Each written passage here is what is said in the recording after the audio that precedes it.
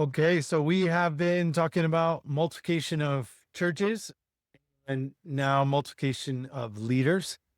And in the last video Rob and I did, we were talking about the importance of leadership and why it needs to be based on godly character, not on gifting and a variety of different things, and why leadership is needed in the church. We talked a little bit about how easy it is for people today to have a negative perspective on leadership. And as they're rethinking church and trying to look at the scriptures and go, what does God want for the church? Somehow, though, they end up concluding that we don't need leadership. And this is actually one of the big critiques I've seen of small, simple churches is there can be a bit of a anti-authoritarian sort of spirit. There can be a little bit of we're just going to do it ourselves and pulling away from authority. And that's just not what we see in scripture. And now we wanted to talk in this video about how do we go about that? What are some keys to raising up leaders, seeing establishment of healthy leadership? First thing I want to start with is and we want to specifically speak for a minute to pastors, leaders of churches, that the instinct is often to try to do it all. And that is at the heart of I'd say one of the biggest problems in regard to leadership development is, are we actually even trying to do it? As pastors, leaders, elders in the church, are we actually trying to raise up new leaders, or are we under this idea that we're just going to do it all? So many people I talk to who have planted a church or leading in different ways, they are trying to take every element of leadership on their own shoulders. And we think we're serving people, but the reality is actually we're causing some unhealthy things in the church.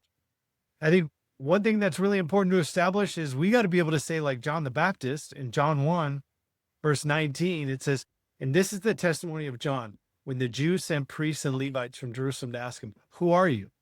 And it says, it's so interesting how John writes this. He confessed and did not deny, but confessed, I am not the Christ. So 2 times he says he confessed. And then he says also did not deny. This was important for him to go, look, I am not the Christ. And I always forget who said it, but somebody said this and it just stuck with me, even though it's obvious. We need to be able to say, like John the Baptist, I am not the Christ. As a pastor or leader in the church, you need to be able to go, man, I am not the Savior. I am not the one who does it all. We have a Savior. And what Jesus does in the church is he raises up different leaders. And so one of the big critiques also of small, simple churches is that they tend to not last. And I think one of the main reasons that small, simple churches tend to not last, and when I say tend to, it means a lot of them don't last past a few years. Now, some of them do, but a lot of them don't make it. And I think that past a few years, and I think in large part because it's been centered on one person. One person goes, hey, I want to start a house church. And they're leading that house church. They're trying to do everything. And they're not really looking at intentionally raising up new leaders. And then the people in that body get used to that person leading. And they kind of like that because they don't necessarily want to take on more responsibility, at least majority of them. And then at some point, either that pastor gets tired, gets burnt out, discouraged, or the pastor moves and then the church just folds. And it's been centered on one person. And so it is so important that we raise up new leaders. And also because nobody has all the gifts. The book of Ephesians, in Ephesians chapter 4, Paul lays out this like 5 different gifts he lists there of leaders in the church. And it's not one person that's doing all those. And so all these important things to wrestle through in regard to leadership development. So Rob, maybe you could speak to, what do you see as the main reasons pastors tend to take too much on? Yeah, so there's a number of reasons, but maybe I'll back up a little bit and talk about as we started doing this little video here, we noticed that we were just talking about reproducing pastors and reproducing. We would use the term leader, but then we had to ask ourselves, are we really just saying reproducing pastors? Multiplying leaders, is that really just multiplying pastors? Because that's what we did for years here in the Bay Area. We're really our primary goal with leadership development was bring a pastor in training in from within the body and then raise them up. At some point, they would step into a pastoral role, but they would be with the pastor for a year or two or whatever it took in order for them to at some point be able to take out. And that's been our primary thing, is raising up pastors and then appointing elders. And about 5 years in, we realized what Sean's saying. We have to look at the different gifts. So when we're talking about this, we have to, even though we're not professionals at it, we haven't figured it out. We have to look at scripture and say there's more leadership giftings. And I think, to answer your question, Sean, that's probably one of the biggest challenges, especially for small, simple church pastors, is that there isn't a framework or a paradigm to look at the body and say, where's the evangelist? Where's the prophetic person? Who is apostolic in this room? Who would help us lead into a direction? It all bottlenecks on the pastor. And I don't think any pastor of a house church wants to make it like, hey, I want to do everything, or my plan is to control everything. That's never, I don't think anybody starts there. But it just happens, just gravitates that way naturally to where they take the most responsibility.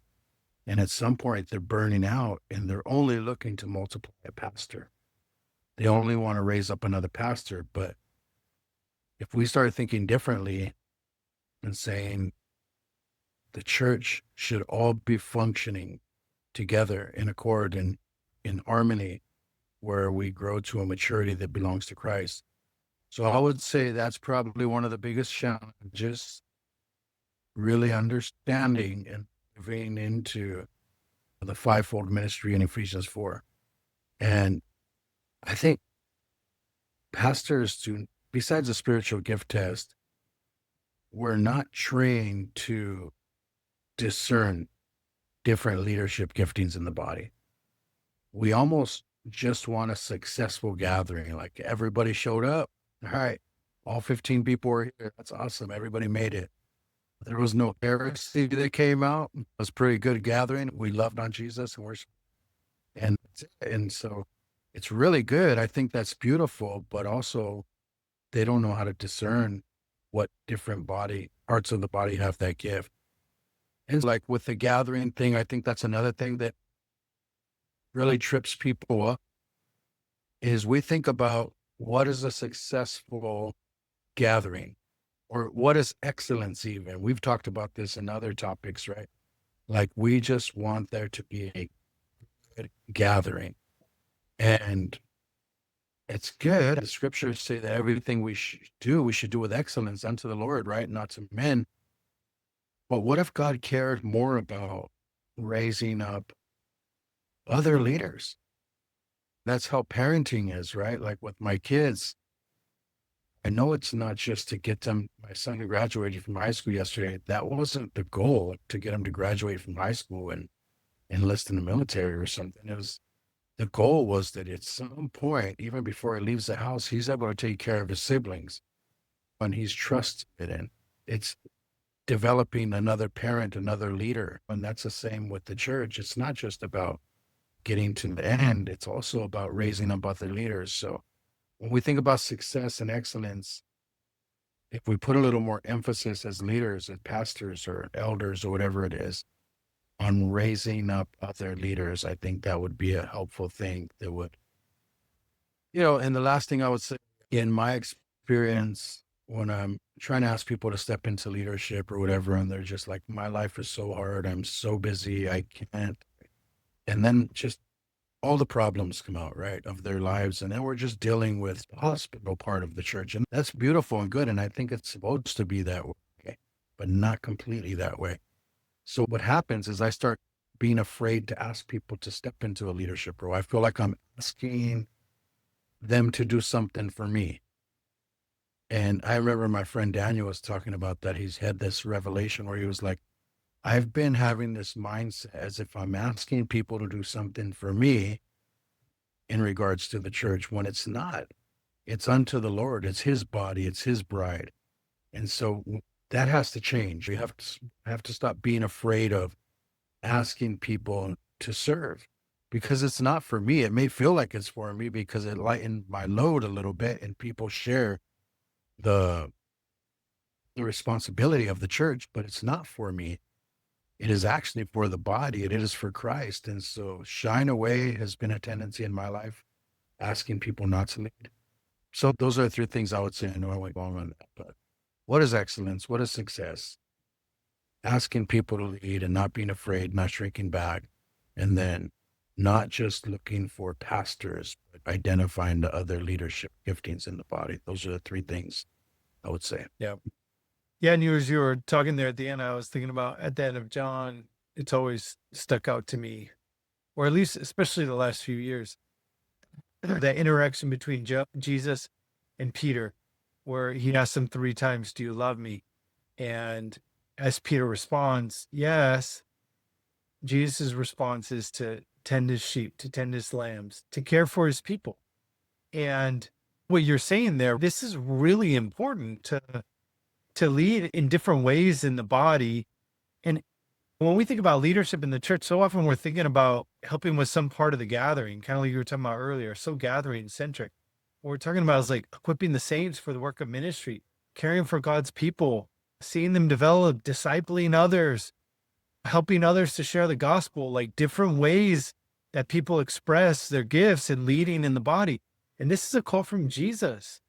Tend my lambs, like care for my people. Who's going to care for my people? And I think in large part, as leaders in the church, we should be wanting to see more people step into that. And it's not stacking chairs, although maybe sometimes there's definitely aspects of service in certain ways, but we're really asking people to step up and taking responsibility for others. And we have allowed people to stay in, like, as an analogy, they're like 30, 35 years old, living in in their parents' basement, don't have a job, playing video games all day. We've allowed a lot of that in the church. We've allowed immaturity, and we need to be, any good parent is going to be helping, kind of like you were talking earlier, Rob, like helping their kids grow in responsibility, grow in maturity, and know how to be able to be responsible for others. That's a huge mark of maturity. And somehow we see it in parenting in the family, but we so often don't see it in the church. We think it's okay for somebody to be 20 years in the church and not taking responsibility for others, not caring for others, not using their gift in a meaningful way. And that's got to stop. That's got to change. And regardless of what expression of the church we're in right now. So now a couple other points as far as on the how for raising up new leaders. One problem I've seen, especially even in We Are Church and all over the church, is there is such a gap between what a pastor does and what a congregant does.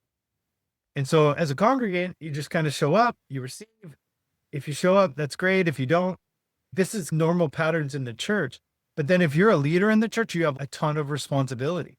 And in We Are Church, we've seen that somewhat to a certain degree as well, where we expect everybody to be in discipleship relationship and different things. But the responsibility is like a huge jump in becoming a leader in the church. And that's something that needs to change, where what we want to be doing as a leader in the body is seeing everybody taking responsibility in certain ways, to be using their gifts in meaningful ways.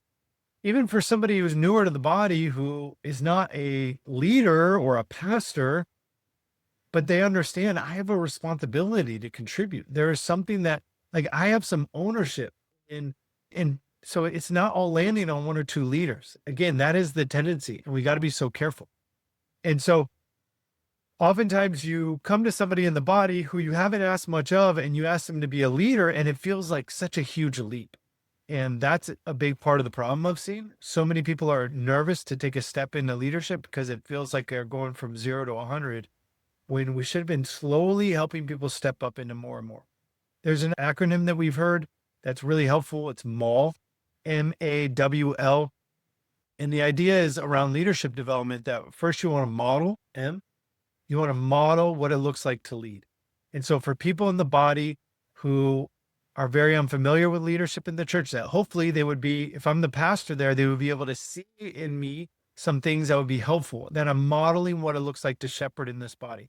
And then I'm going to call certain people as I see character, as I see them with this heart, I want to ask them to step into more, and I'm going to assist them.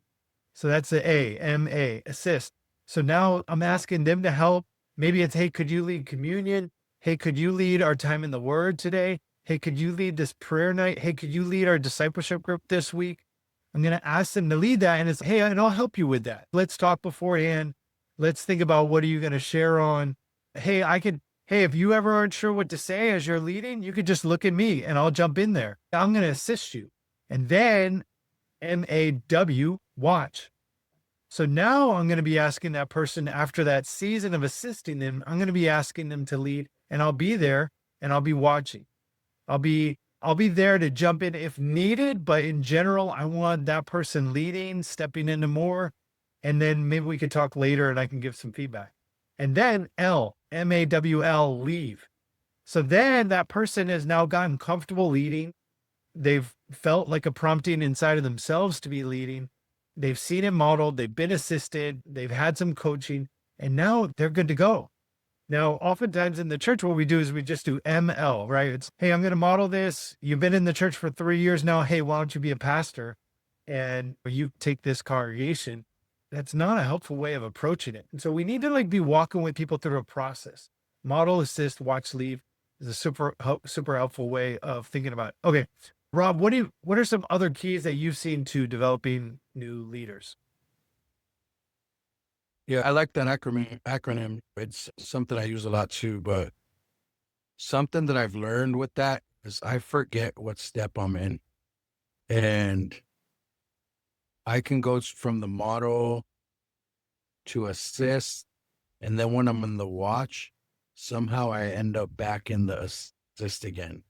It's very blurry. It's almost like paper ministry, right? It's like you can have these, but if you don't know those points of transition and where you're at and remind yourself like, hey, actually, and I'm almost leaving, but I'm in the watching stage. And in that watching stage, it's tough because in the assist, you still have your hands in it, but you're helping. In the watching, you're like, oh, I wouldn't have done that way. Yep. And it doesn't mean you can't coach at that point, but that the tendency is to get right back in there again. And I would say one of the things that you have to be willing to let it be messy a little bit. People are going to grow through, it sounds horrible, by making mistakes. I don't think anybody became a great pastor like right out of seminary or with no life experience. You have to hands-on experience, learn and make mistakes, and then have coaches and mentors that'll walk with you through those and identify those. So knowing where you're at in that acronym and then being willing to no, it's not going to look like yours. It's not going to look the way you do it. So I would say that's one of the biggest things. And then making room and opportunity. I know that's also in the acronym, of MAWL. You're making room for people to step up. But I would say, and I'm going broad again because I'm going just pastor. There you go again. Is how you make room for the pastor. But going broad and making room for the other great gifts to truly express themselves and not just make room, but an expectation.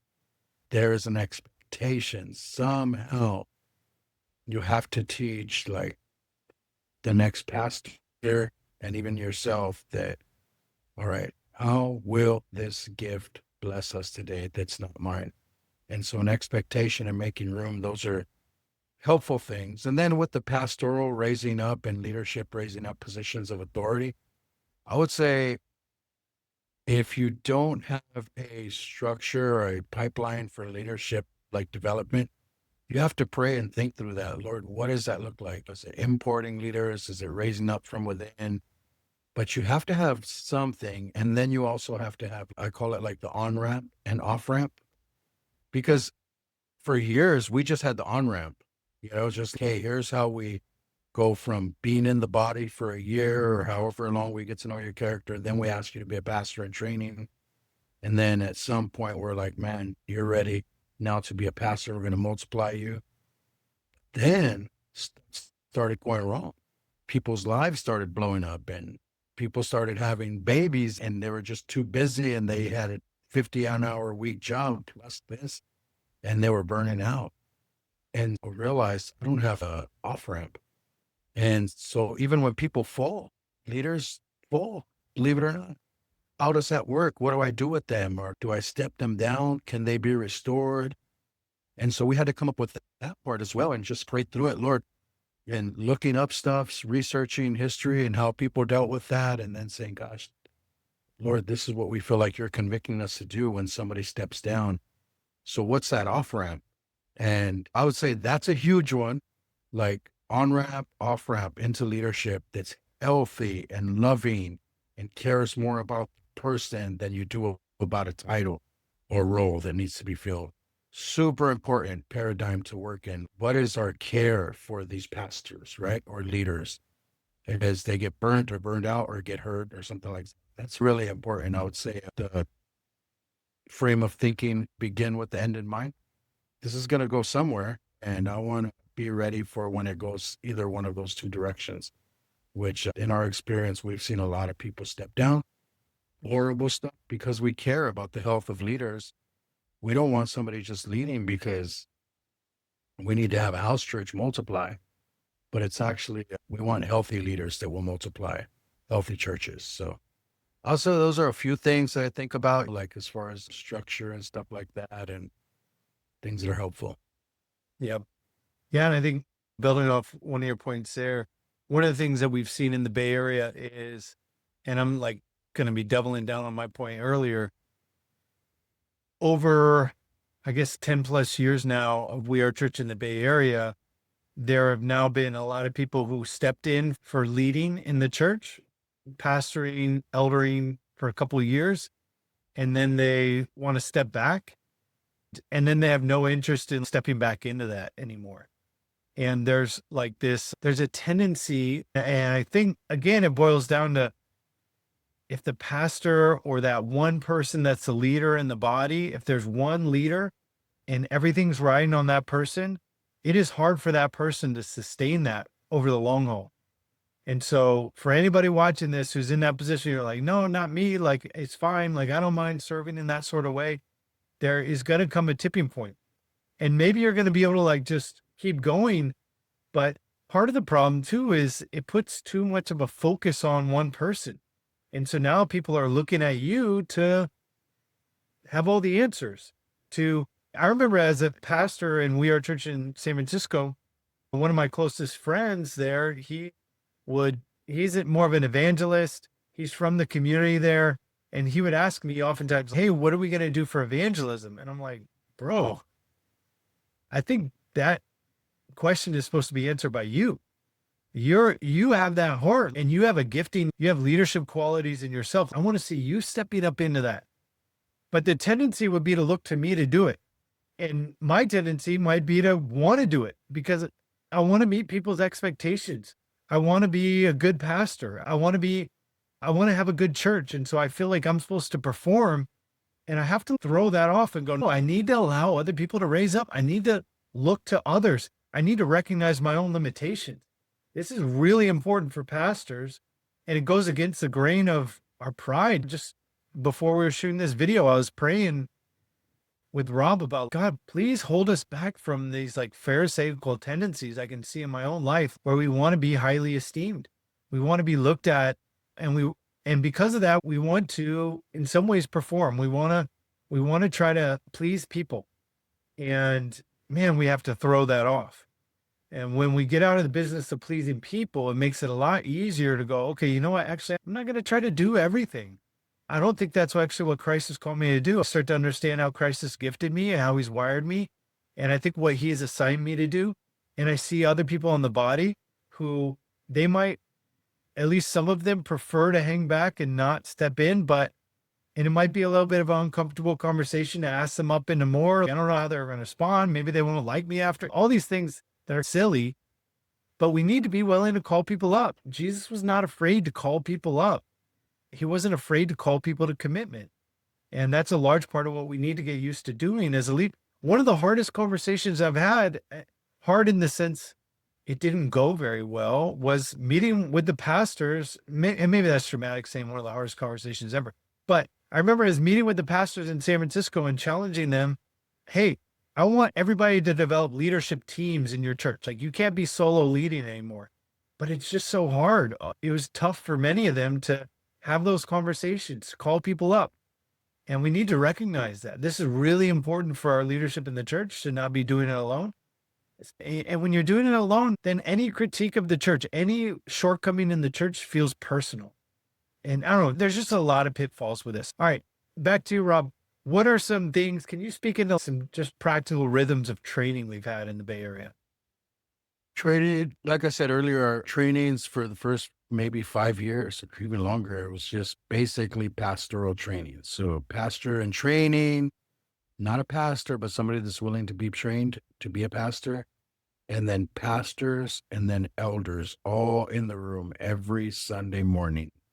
And we just go through rhythms of training and theology, spiritual formation, and then practical tools for ministry. Those were the three areas that we'd go through different books. And we just wanted to form these guys and shape these guys and raise up other leaders, pastors for these house churches to multiply. And that was good. But I'd say that was like the fellowship of it every Sunday, except for one Sunday a month when we had our all together gathering.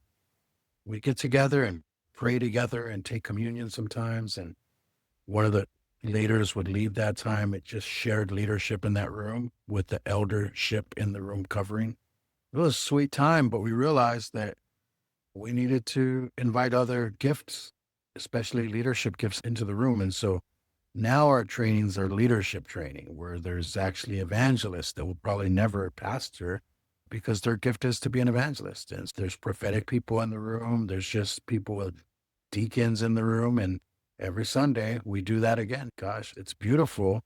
So I'd say that's a rhythm for us, but the real training happens in life and in the gathering. So where you're sharing responsibility. And I think that's one of the biggest things is just delegating stuff to people, even before they step into a leadership role. I was thinking about this right now. Like there's a couple weeks ago, we had a couple from our community and they attend our church and they wanted to get married. They're very low budget. So it was like they had no money to get married. During the gathering, we talked about it and we announced, hey, next Saturday, there's going to be a wedding right here in the front yard. And it's just us, our house church, 10 people, 15 people will come. And then we asked, could anybody like make a flower arrangement for her to carry when she walks in? And one girl said, I would love to do that. And then another person said, I'll make the food. And another person said, I'll make that little art thing, where I'll buy some flowers from the Dollar Tree, the fake flowers, and wrap it around some wood. And everybody pitched in. Everybody played a role in that. And you can see that they were very grateful to be able to do it. And the couple was extremely blessed as well. One girl said, hey, because we're talking about she needed a wedding dress. And then one of the girl goes, oh, I'll take her to Kohl's to go so she can size her ring. And we got them $50 for 2 rings, and her wedding dress cost 25 and his suit cost 30 or 35. And it was like everybody was helping. And I feel like that's a good picture of the body functioning, and you're seeing gifts of service and all that stuff. But I could easily said, me and my wife will take you to Kohl's to get your ring sized. Me and my wife I love making tacos. I can make the tacos. And when they were making the tacos, my son and his buddy I was proud of them, but I was also inside saying, I could do it a little better. They did it. I got a video of it because I was like, wow, this is cool. These guys are making tacos. That's my jam, to make tacos. Every part functioning and just creating a place of delegation. And then as that happens more and more, people will step up naturally. And so sharing the Sunday gathering as well, giving people little pieces to carry. Every gathering, we have a meal. Every week that rotates, giving people the opportunity to exercise hospitality and generosity and love. So little things like that, I think, help. They're not the one fix all, but I think that's helpful to set a culture of everybody participating and contributing. Yep. That's huge, right? Yeah. I found that it's not only healthy, but I find it super edifying for myself when I'm intentional in asking a few other people for a Sunday gathering, for example, to share something or to contribute something. I feel like I'm almost always like very blessed by that when they do that. And yet my default is still to just end up doing it all and not be intentional in asking others to contribute. And I remember Francis, I think got it from somewhere else. Maybe it was Rick Warren, but it was like hey, if somebody could do something 70% as good as you, it's probably time to let them do it. Because we're often as leaders in the church waiting for somebody to get to 100%. Where, hey, if I'm asking this person to lead communion, they better do it like just as good as I could. Otherwise, I shouldn't hand it off. That's the wrong way of thinking. And it's just an arbitrary number, 70%. I think that was the number.